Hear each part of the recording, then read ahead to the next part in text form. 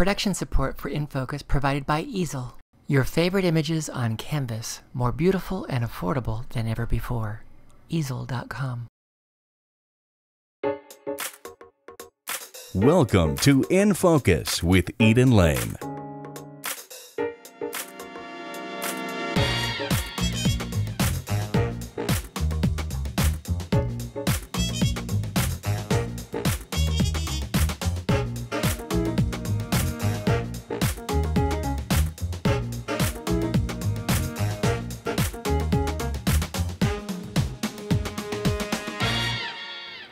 Hi, I'm Eden Lane. Thanks for joining me for In Focus. This week we're visiting Bounder Ensemble Theatre Company as they bring the regional premiere of Grounded to the stage at the Avenue Theatre in Denver. We'll meet with the star of the show and the director, Josh Hartwell. And Josh Hartwell is also the playwright of Dylan Went Electric, which is making its world premiere right here on the stage at Miners Alley. It takes place in a bohemian tavern in Greenwich Village in 1969. The show features live music, original songs, and an onstage bar, which is open to the audience during intermission. But tonight we focus on Bounder Ensemble Theatre Company's regional premiere of Grounded by George Brant, the 2012 Smith Prize winner. The story centers on an F-16 fighter pilot. Her promising military career is forever changed by an unexpected pregnancy. Now she's been reassigned to operate military drones in a windowless trailer outside Las Vegas. She's portrayed by Laura Norman, who won the Henry Award for her work in Bounder Ensemble Theatre Company's production of Ghost Rider. I sat down with the actress and the director, Josh Hartwell, in the dressing room at the Avenue Theatre during tech rehearsals. It's easy. Well, thanks for letting us crash not just rehearsal, but sort of tech building during this production of Grounded by Bounder Ensemble Theatre Company at the 17th Avenue, at Avenue Theatre. I really appreciate the access that you've given us. Thanks for coming. What a luxurious space you're going to have all to yourself. All to myself. With no one to help you. Yeah, that's right. Facing the audience. Wow. You're going to get lonely. Yeah, it's a new experience. You've not done a one-woman show before? I've never done a one-woman show. I did I did Ghost Rider, which I had the bulk of the lines. But there were still two other actors, and it did not feel like a one-woman show. No. Definitely didn't feel like this. So the cast party will be really inexpensive. Yeah, me and Josh. Oh, I'm not going to do that. Sorry. It's just you. You know how the directors are. They hit it right away. I'll Skype in. Let's go at my own party. I'll invite my husband. He'll come. There you go. How did this project come to you? Because I know this wasn't originally part of Bounder Ensemble Theatre Company's season, and clearly they were able to get the rights, and they didn't want to miss the chance to let someone else do it first. That's right. That's exactly right. How did you get in connected with this? Stephen talked to me in, I guess it was July. And he just said, there's something I want to talk to you about. And I was like, great. And he said, so we have Grounded. And I sort of knew the play. The lit committee for Curious Theatre Company had read it. I hadn't read it, but I heard the description of it, and I remembered the title. So I sort of knew it. He said, we're doing Grounded. We're surprised no one else is doing it. And looks like Laura is on board. And so I was like, great, I'm in. That's all it took. And how did they approach you? Same kind of thing? Same kind of thing. Yeah, Stephen, so no audition, they knew they wanted you to do this. Just asked me to do it. Yeah, first time for that too. So how does that feel? When a theater company doesn't even have auditions, they just say to you, will you play this part for me? It feels a lot of ways. It feels really good. And also I caught myself putting more pressure on myself than I normally would. In what way? I think because if you go through the audition, you feel like you did enough in the audition to like show them, I can do this character and to win you it. Kind of, you won it. You win exactly. the role. With this, when they just say, come do this part, I mean, at least for me, I tend to put more pressure on myself because I didn't win it. If well, what if I screw this up? Then they're gonna wish they had never asked me, and I don't know. It's been good to work on not doing that though through this, and And then Well, with it's more all incentive that to just dialogue focus to on the learn, role. you don't have time There's to... not much time. Yeah, You don't have time to do that to once yourself. we started rehearsals, I figured that out pretty quick. It's like, yeah, I need to just learn the show. But you did win it by doing such a good job in Ghostwriter. So Stephen knew that you were capable. Yeah, thank you. You just didn't win it in a traditional I just way. didn't You didn't come to an You were audition. auditioning without even knowing it. Yeah. Exactly. I had no idea at the time. So yeah, and I mean, this show is when he. So he asked me if I'd be interested, and as soon as I read the script, it was kind of. So you didn't know it before either. I didn't. Because it's a new piece, pretty and new. this is the regional premiere, which is one of the reasons they sort of shoehorned it into the beginning Right. of the season. And it's a good idea because I think if they didn't do it, somebody else definitely would have. Totally. So what is it It's about that this good. show that makes it worth all of that juggling and all of this effort to make sure that you're first? What is it about Grounded that makes it worth all that? I thought you were asking a different question. I was planning my answer as you're asking. Never underestimate my...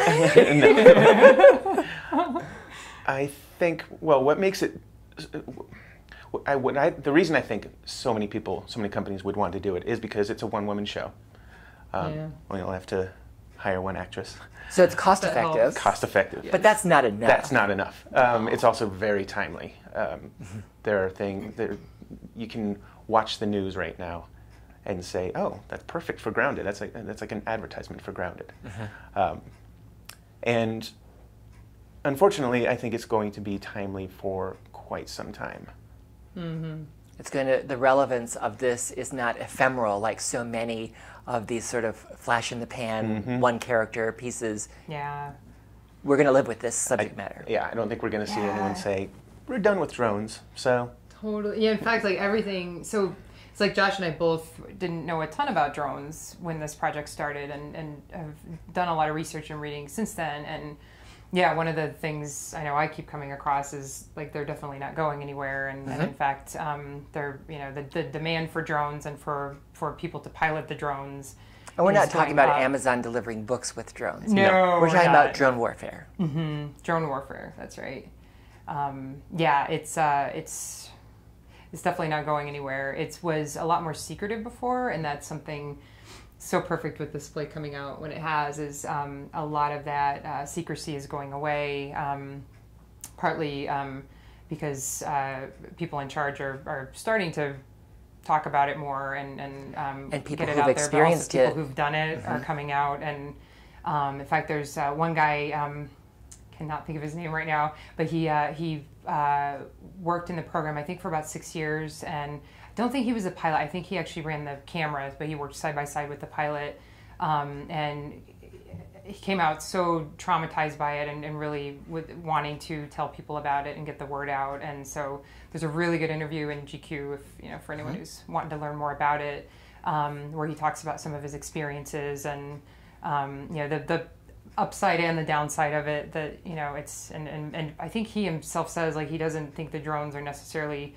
good or bad on their own, but it's a what tool. we do with them, how we use them, and also how the people, both the people operating them, you know, how they're treated, and like the lengths of their shifts, and, you know, do they have resources to Their deal isolation. with the trauma, the isolation, and then also obviously how it's used on the other side of the world, where, you know, are we just getting the bad guys, or are innocent people still being killed? For in your the character, it process? could almost feel like a punishment for being a mother. It does. I think that's huge for her character. In fact, when her commander, so she's like this hot shot flying F-16s in Iraq and loves I her could see you job. doing is that. really good at it. Thank you. And yeah, so then she gets pregnant, has to stop flying. By the time she goes back in, like, she thinks she's going to go back and fly her F-16 again. Commander tells her, actually, no, we need you to sit in this trailer outside of Las Vegas and operate a drone 12 hours a day, 7 days a week. And she flat out asked him, like, is this punishment for getting pregnant? And, you know, he thinks that's absurd, but she certainly, you know, her whole identity was in flying that F-16. Right. So when she doesn't have that anymore, it's So just even if downhill it's from not a there. punishment for her, it's very clear to see that a woman in the military who went through what it takes to achieve that rank, to achieve that position, would see anything less than returning to that. Yeah, it feels like a demotion, and in fact they have a term for it, and it's the chair force. So you're no longer in the Air Force, you're in the chair force, and it's frowned upon from what I can tell. It's not a positive yeah, phrase. Definitely. So what we've just stumbled on is that this isn't just about technology and war, but it's also about being a woman and being a mother and the juggling act that takes, whether you're in the military or not. Yeah. Does that really help you access the story in a little more personal way? Because if you just read it on the page, it doesn't necessarily scream a personal woman's story. No, it doesn't. I think, it definitely, I think for any women, reading or watching this story, I think it's going to hit that button for them. How are you finding that button so that you can make it come alive for that? That's a really good question. I think that was something I had to. Well, yeah. So even like pursuing acting is, there's a juggling act with that, and I'm not a mother yet. I plan to be, and that's definitely. So I can relate to it as an actor and understand how other women in other positions could as well. I think the playwright, what was it when he first started writing the story? I don't think he intended for it to be a woman, but he wrote it fairly quickly. I think from what I remember reading and discovered that he did want to put a woman in the role, and because I it could think be makes more the than story just the war story, just the technology, but it definitely there is adds another layer to it, And then the character in the show, like her husband, he kind of takes on the role of the mother and the homemaker, but 12-hour shifts. 12-hour shifts. Yeah, she, like by the time she gets home, one of the perks that's supposed to come with this job is, well, hey, you're not going to be 8,000 miles away from your family and see them once a year. You get to see them every day and still get to be there for all that important stuff. But like with her shift, by the time she gets home, her daughter's already in bed, and then in the morning they're rushing to get out of the house. So she sees her briefly in the morning, and then that's it. And I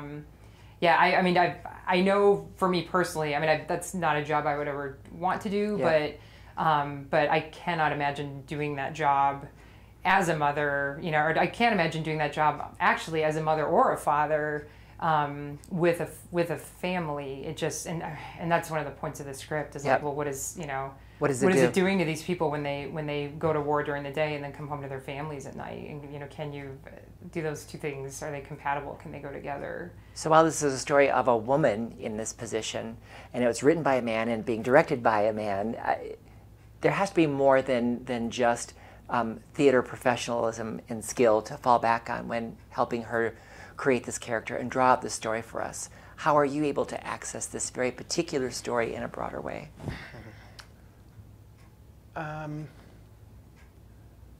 We just got into the room and talked about her, and we've just discovered the character together. When we first got into the rehearsal room, we did quite a bit of table work. We just went through beat after beat and tried to figure out who she is and what she's like.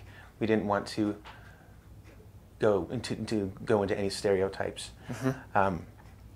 So we just met her. We just met this character. I like the way you said that.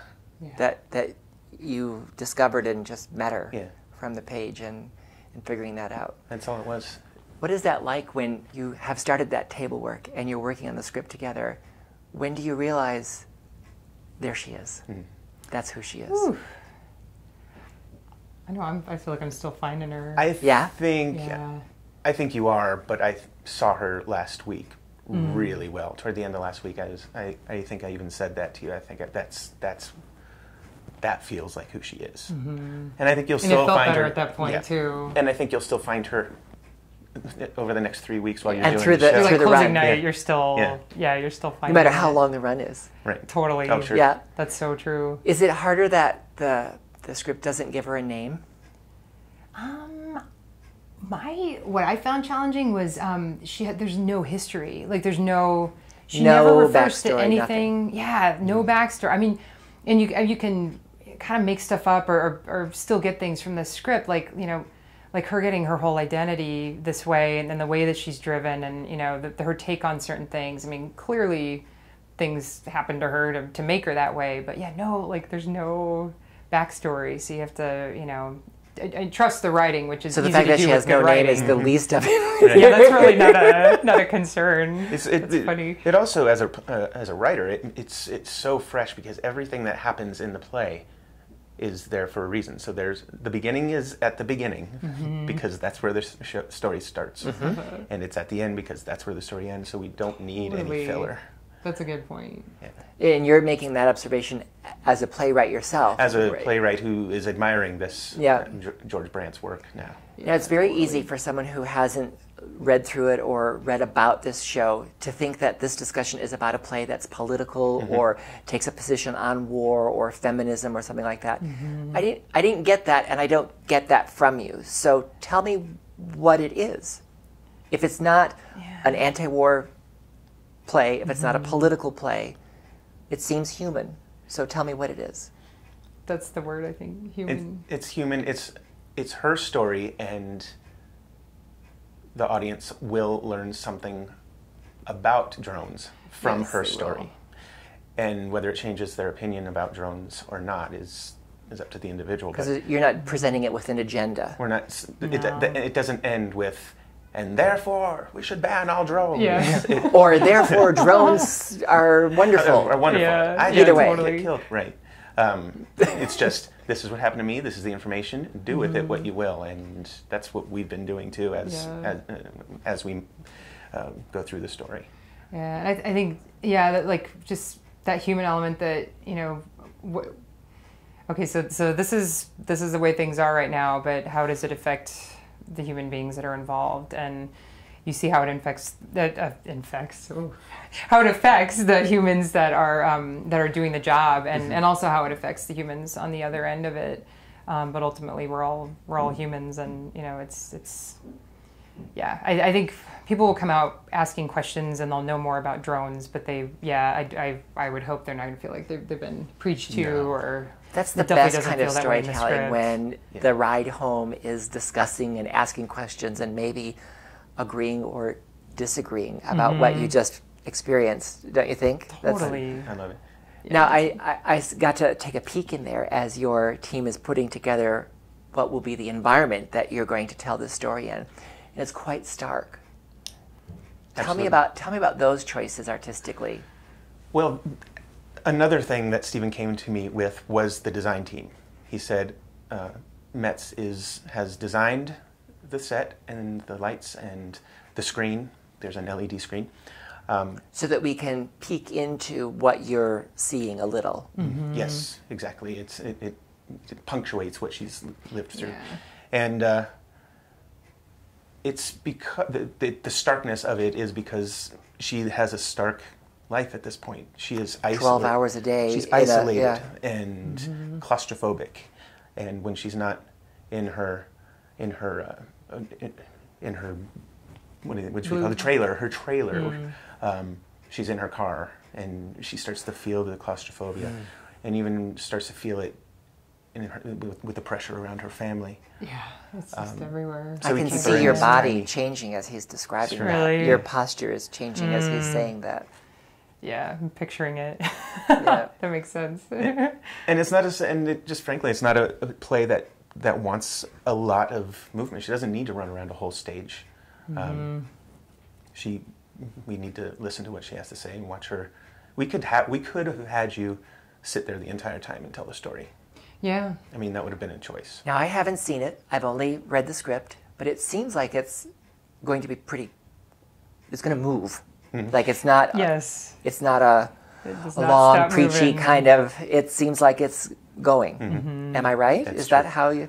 Once you get on board, and we take our time at the very beginning, but then once the audience. So we understand what world we're in. The audience learns how to watch the show, and then once they learn, right to the end. Yeah, there's no stopping once it starts. And I mean the way it's written, I mean it's constantly moving. She's at work, she's at home, she's it's nonstop. So we bring that up so that viewers will understand they're not coming in to see a lecture. They're not coming in to Definitely see. not. There's not. I'm going to make you think this way when you leave. Never. She doesn't even state her opinion about No, the she drones. doesn't. She says this is how it's affecting my life. This is what it's going through. Yeah. What I've gone through. Yeah, you're right. She has no opinion about the drones themselves or what they're doing. It's more like, oh my God, what's happened to me? Like this is what I've ended up doing. I had with my this life. exciting life with lots of prestige, and now I'm hidden away. And up in the sky, like, the contrast is so clear. Blue. Like, yeah, up in the blue. She calls it her blue, and when she's up there flying, she's like free, and she's who she is, and and then ultimately she's in this little isolated, cold, air-conditioned trailer, staring at a gray screen, 12 hours a day, 7 days a week. They don't even give them. Well, I'm eager to come and meet her. Thanks. I'm eager to come and meet her, and I'm excited to hear what sorts of discussions will happen after others meet her. So am I. Definitely. And I appreciate you taking time in a very critical part of your journey to tell me about Grounded at Boulder Ensemble Theatre Company. Thank you very much. Thank you. Thank you so much for coming. Yeah. Boulder Ensemble Theatre Company's regional premiere of Grounded by George Brant plays at the Avenue Theatre through September 28th. More details online at betc.org. The Arvada Center opened a major exhibit this week, Discovering and Interpreting the West, in 3 sections. 19th century landscapes are displayed in the theater gallery. Many of the featured artists were traveling with expeditions. The upper gallery is featuring 20th century landscapes. Artists were no longer documenting geological features, they were interpreting the West. And the main gallery features 21st century landscapes, reflecting the rapidly changing idea of what it means to live in the West. In the coming weeks, we'll bring you highlights from the exhibits and the opening reception. We're also working on a special visit to the Denver Center Theatre Company for a reimagined production of The Unsinkable Molly Brown. We'll meet book writer Dick Scanlon and director Kathleen Marshall. We'll also meet the stars of this new production. The leading lady playing Molly Brown is Denver native Beth Malone, and Burke Moses, her leading man, playing J.J. Brown. Here's a brief look at The Unsinkable Molly Brown at the Denver Center Theatre Company.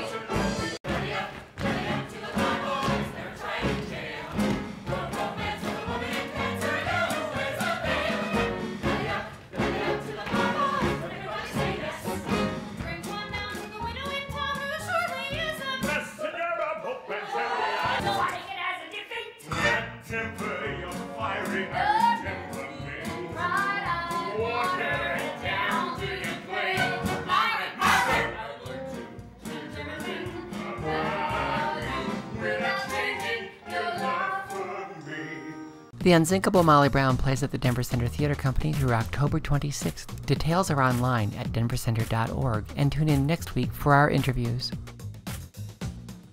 Here's a sneak peek at an upcoming interview with the cast of 7 Brides for 7 Brothers at Candlelight Dinner Playhouse.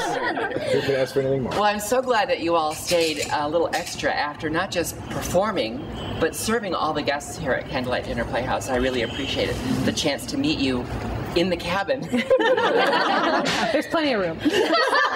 Well, there has to be. Look at you. It's not even an ensemble. These are all featured players. So what does that feel like to have such a large cast that you get to play with every day? So fun!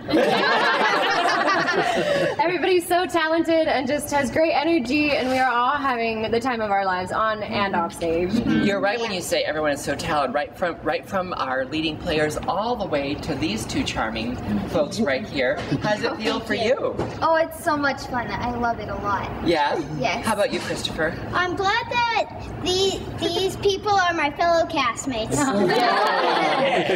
Tell me, what is it like to not just be part of a brother and kind of sisters cast, but then you also have these little romances you have to feature? What is that like for you? Well, it's pretty funny. What makes it so funny? She's my aunt's best friend. And he goes, this is weird. It's like kissing my aunt. It could be worse. It could be like kissing your sister. Yeah. That's worse. A little worse. So, who's making their Candlelight Dinner Playhouse debut? There's a lot of A us. lot of you. us. A lot of you making your debut. How many of you have done more than one show here before?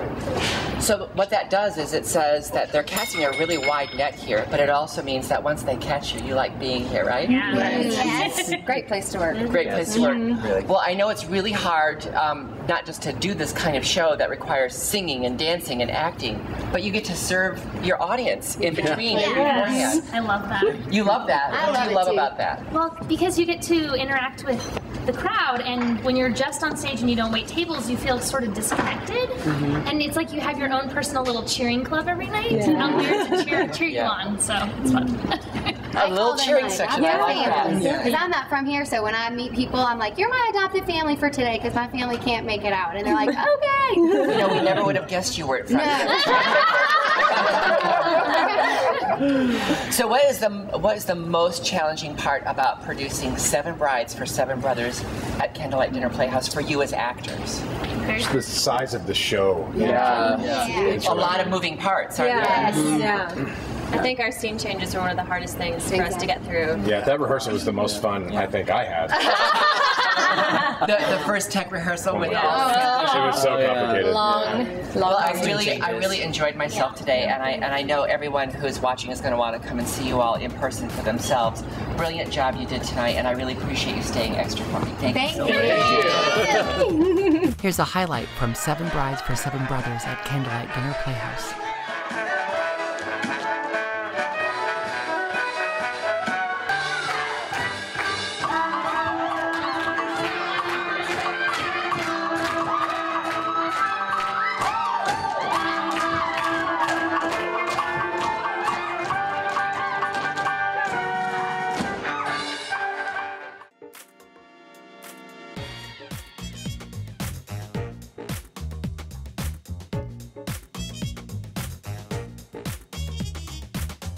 Remember to join us on Facebook and Twitter. Thanks for watching. Good night.